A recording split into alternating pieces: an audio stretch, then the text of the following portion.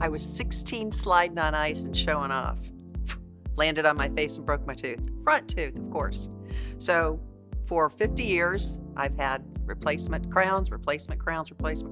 Finally came to a point where my root was mush. And the root canal had failed of no fault of her own, and she had some major issues. Her biggest concern was she's potentially going to lose her front tooth, and she was really nervous about what that was going to look like and what the result might be. Getting infection and all kinds of stuff, and of course it led to an implant. Losing a tooth permanently terrified me. You can imagine, right? Front tooth, back tooth, maybe not. Front tooth, oh my goodness. Came in, saw him, immediately knew this is where I was going to have it done. The staff was fantastic. He's very calming, tells you every little detail that he's doing and what's going on.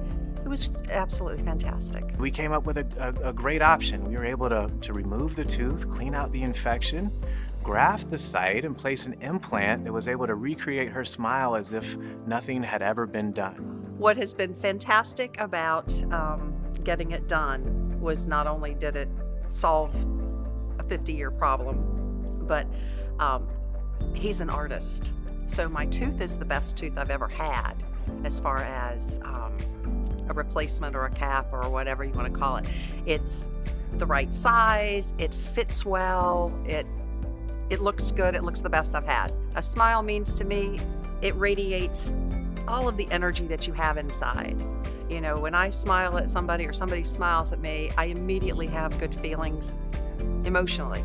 I want my grandchildren, that was one of the big things, is I want my grandchildren to look at me and see me smile and have that big expression that comes out when they smile back at you.